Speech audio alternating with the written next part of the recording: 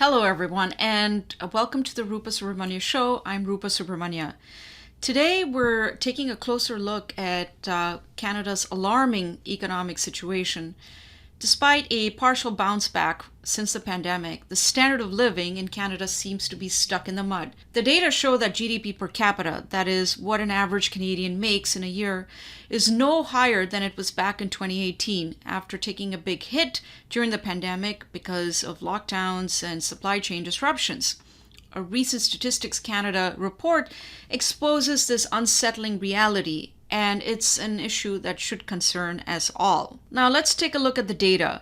Canada's economy contracted by 0.2% in the second quarter, following a decline from 3.1% to 2.6% in the first quarter.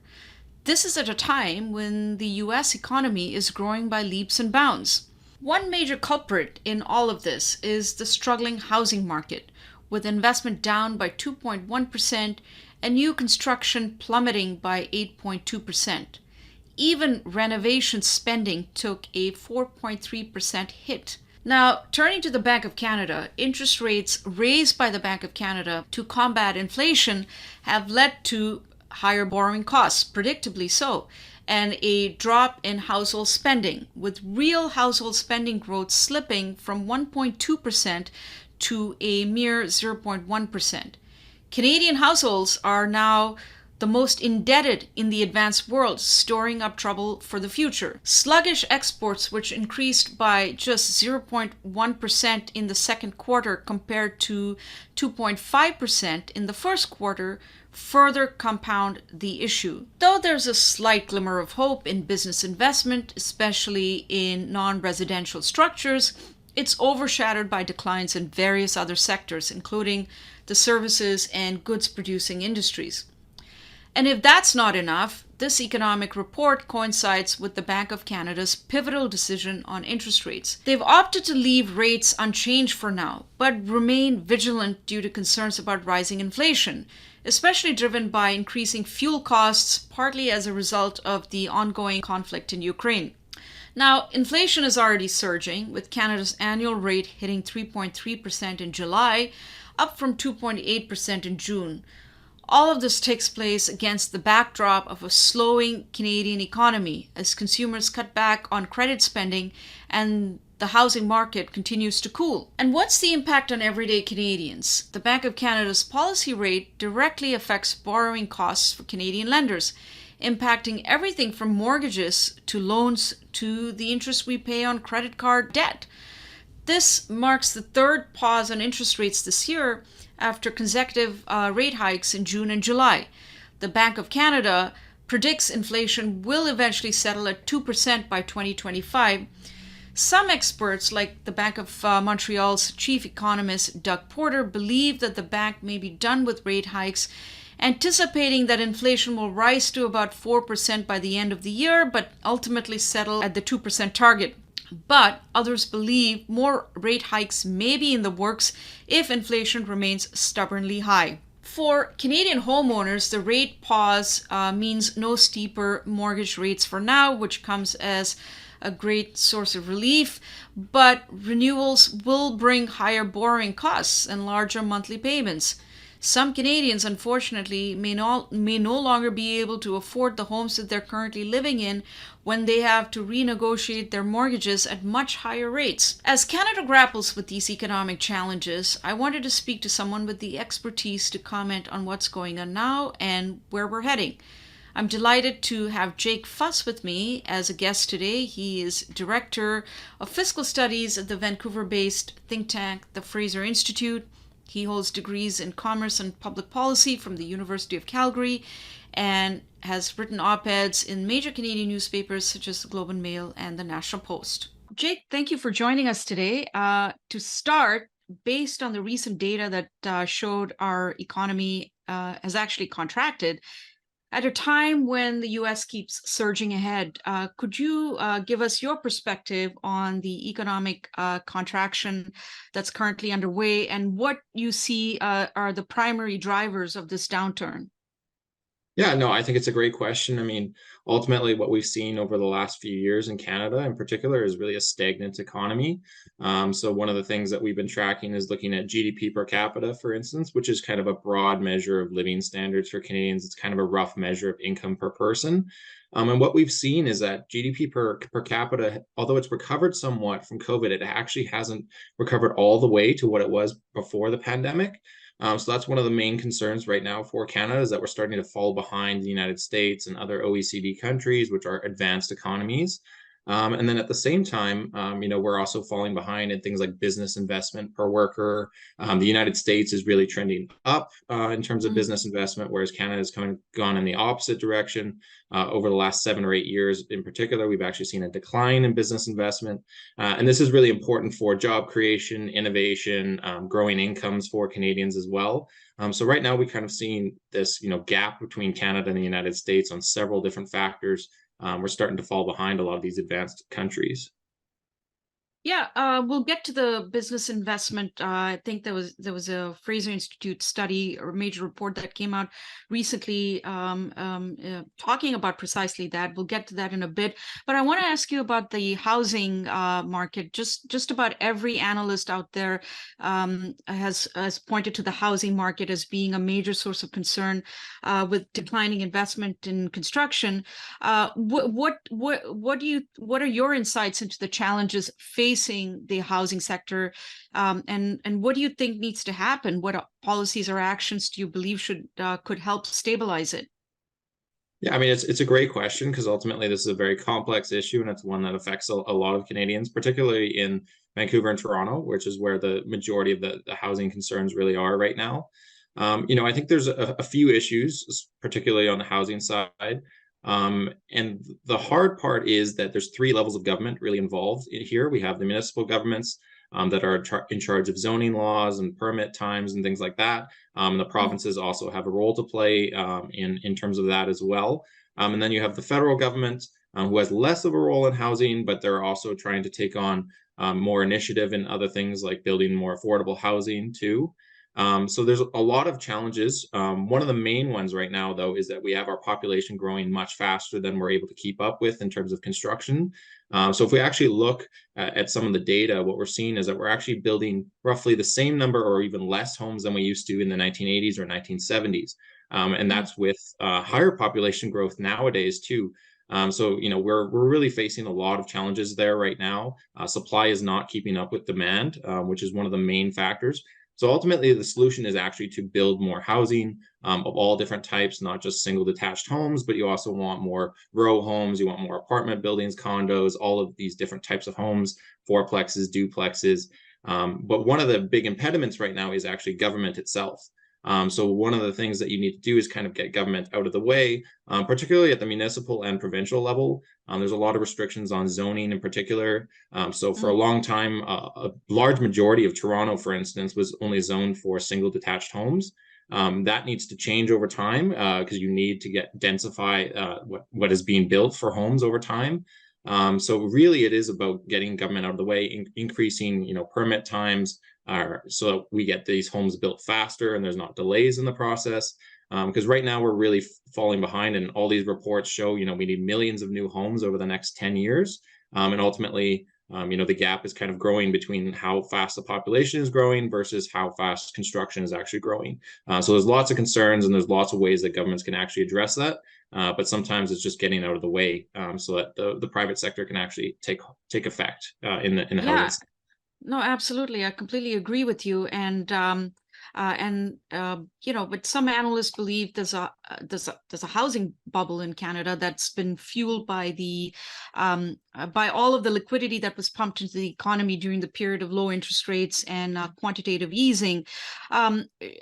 Should that be a worry? Could we have something as dramatic as the 2008 global financial crisis sparked by the collapse of the US subprime housing market here in Canada? I mean, it's a good question. It's difficult to say because there's just so many factors that go on, and whether Mm. something is a housing bubble or not. But I think ultimately the concern and what Canadian government should actually focus on is about actually just increasing that supply. Whether or not there's a housing bubble is kind of beyond what we can understand right now. But I think ultimately it's about, Canadian governments, obviously they're starting to understand that this is a big challenge, especially with, the increase in prices during COVID. And then now we're even seeing other, markets like Calgary and some of the other markets too that are seeing population growth faster than they have in the past. And now they're starting to see housing prices increase quite rapidly as well. So I Mm. think ultimately for Canadian governments, it's just going to be about addressing the supply issue. And like I said, getting out of the way so that you can actually get these constructions going. Because the longer and longer we wait to actually address this issue, it's only going to get worse over time. And with interest rates so high right now too, that also means people are going to the rental markets where you have low vacancy rates there too. And so ultimately, now you have concerns on rental side and housing side. So moving forward, the way to address this is simply to increase the supply of housing because that issue is not going away anytime soon. Mm. Let's talk about inflation. Inflation, as reported by Stats Canada, has been on the rise. I believe hitting 3.3% in July. This is well above the Bank of Canada's target. How do you think this is affecting the average Canadian's purchasing power and overall economic well-being? And what should families and individuals be mindful of in this inflationary environment? Yeah, it's a great question. I mean, ultimately, the Bank of Canada recently held the interest rate at 5% because of what we're seeing with inflation kind of remaining rampant throughout Canada right now. Obviously we've seen the effect on food prices for Canadians over the last number of years. So that's certainly a concern. And then you also have rising mortgage costs right now as you have those interest rates staying at a high level too. So that's certainly affecting the pocketbooks of Canadians. And another factor that we've also looked at is that tax rates or taxes overall are actually increasing for Canadian families too, and they actually constitute a higher percentage of your income than actual basic necessities like food, clothing, and housing combined. So that's certainly a major concern for Canadian families right now, because we are seeing these rising prices for a whole bunch of different goods over time. So that's a major concern, especially if you have inflation over 3%. Generally, the bandwidth we want is around 2% inflation. Mm. That's generally thought to be kind of the area where inflation should be. So the Bank of Canada does have its work cut out for it over the next year or two here, trying to get that inflation back down to that 2%. And there's a lot of different factors at play because you're also having the economy slowing down at the same time. But we're starting to see some signs like we saw in the Q2 of this year in the second quarter, but the economy is starting to contract a little bit. So it remains to be seen what exactly is going to happen with inflation. But we're certainly hopeful it's going to come back down to that 2% so that Canadians can get a little bit of a break in terms of their wallets there. Yeah, I mean, speaking about the Bank of Canada and interest rates, there's been some debate about the future direction of rates. The Bank of Canada stated that they will leave rates unchanged for now. They've also stated that they're prepared to increase the policy interest rate further if needed. Do you think it's time for the bank to stop its cycle of rate increases, or do you think more rate hikes could be warranted down the road? I mean, it remains to be seen ultimately what's going to happen. I mean, I think the Bank of Canada is going to have to pay attention to what's happening with inflation, and Stats Canada has monthly data on inflation, but it also has to keep its eye on what's happening in the economy more broadly as well. So looking at things like unemployment rate over time, economic growth. So there's a whole bunch of different factors that go into their decision beyond just inflation itself. So it's certainly going to be a difficult, kind of course to map out over the next little while here. But ultimately, the Bank of Canada is generally focused on that inflation. That's generally what their target is, just keeping it at 2%. So I think they're going to be laser focused on that for the next number of months here. But it's certainly going to be interesting to see what happens with Canada, whether we're going to continue to kind of slow down in terms of economic growth or what's going to happen there. But there's a whole host of different complex factors at play here. Yeah. I want to finally come to this final question for you. It's a report written by your colleagues at the Fraser Institute, and they came up with this very striking finding that the bulk of job creation in Canada in the last few years has actually been in the public sector rather than the private sector. This kind of reminds me of socialist economies where a large part of the workforce is in the public sector and productivity and innovation are very low, as is happening right now here in Canada. Would it be fair to say that Canada under Trudeau has become more socialized, especially given the huge fiscal stimulus during the pandemic? Well, what we've seen really, especially under the last 8 years or so with the federal government, we've seen this increasing size of government. So the Mm, government playing more of a role in the economy, increasing the size of the public sector as well. So that's been a major factor at play. So, the study that you referenced from my colleagues, for instance, shows that nationally in Canada, public sector job growth has been about 12% since the beginning of the pandemic. And then in the private sector, it's been about just over 3%. So there's a stark difference in terms of, where we're actually putting our resources in the economy right now. It's a lot of it is going to the public sector jobs, and we're not seeing that same private sector job growth. But this has really been the trend in all provinces right now, too. We're seeing it in all 10 provinces. Public sector job growth since the beginning of the pandemic has actually increased faster than private sector job growth. And another consideration that we have here too, right now there is also a gap in terms of pay between public sector workers versus private sector workers that are comparable to. So we see almost a 9% gap between comparable workers. So public sector workers generally enjoy higher pay for the same type of work or same type of experience as well. So that's another thing at play here. But ultimately, we have seen this really increasing size of government. And it's also happened at the provincial level too. Really, regardless of political party, we've mm, actually seen, size of government start to increase. Governments thinking that they can play more and more of a role in the economy, especially with COVID. That kind of gave, a little bit of an excuse for governments to start to jump in and play more of a role. But we've especially seen that at the federal level, really since 2015 in particular. We've seen that increase government spending, them, subsidizing more factors in the economy. So it's certainly, trending in that direction where the government has more of a role to play or sees itself as having more of a role to play in the economy. hmm Well, the Trudeau government increased spending massively during the pandemic, but didn't cut our taxes. Do you think this was a mistake? Should the stimulus have been delivered through tax cuts that stimulate the private sector rather than doling out government cash to all and sundry? Yeah, so one of the things that we saw, especially with all the spending that was done during COVID, there was a lot of waste and there was a lot of inefficient targeting and who that spending was Mm, actually going to. So myself and one of my colleagues looked at some of the wasteful spending that was done during COVID. What we found is roughly 25% of the money that the federal government was spending was really wasted during COVID. So, programs like the Canada Emergency Wage Subsidy, Canada Emergency Response Benefit, a lot of the money, in these different programs, their goal was to try to get the money out the door fast, but they ended mm, up giving it to people who maybe weren't in genuine need, living in higher income households, or spouses of people that were higher income in particular. So we saw a lot of this wasteful spending too. We saw reports from Auditor General, for instance, pointing that a lot of the money from some of these subsidies or other response benefits went to people who shouldn't have even been eligible in the first place for some of these programs. So we saw a lot of problems with a lot of the spending that was going on during COVID. But this has been a trend even before COVID. We saw that Justin Trudeau had actually had recorded the highest year of per person spending in Canadian history in 2018 and 2019. And that's really continued throughout the pandemic and even after the pandemic. So even when we exclude COVID-related spending during 2020 and 2021, we are still at record levels of per person spending in Canadian history. And then on the other side, we haven't really had much progress on taxes. We haven't really seen, we've actually seen the taxes increase for Canadian families over time. So the average Canadian family is now spending about 46% of its income on taxes each year.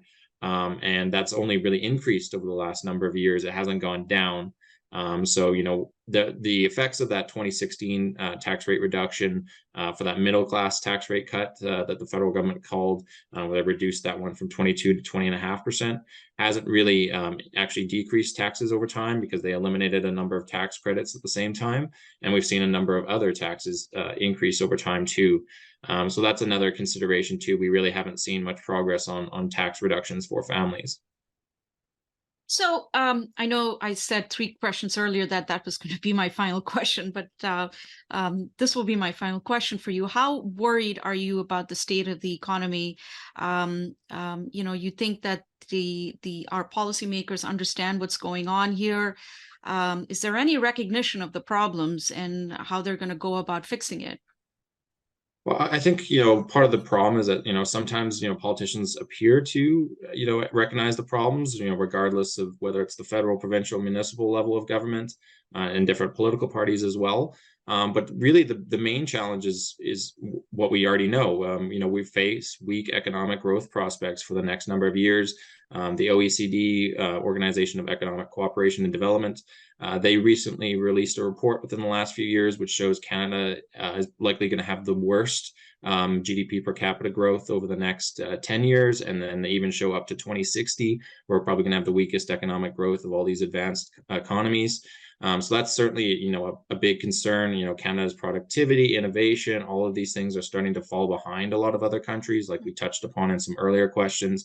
Canada really faces these weaker economic growth prospects, and there's going to be countries that surpass us that aren't as doing as well as us right now, but in the next 30, 40 years are going to start to surpass us and even exceed us.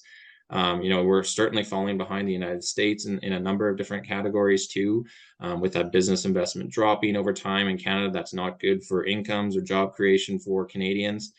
So ultimately, unfortunately, there are a lot of headwinds in the near future and over the long term.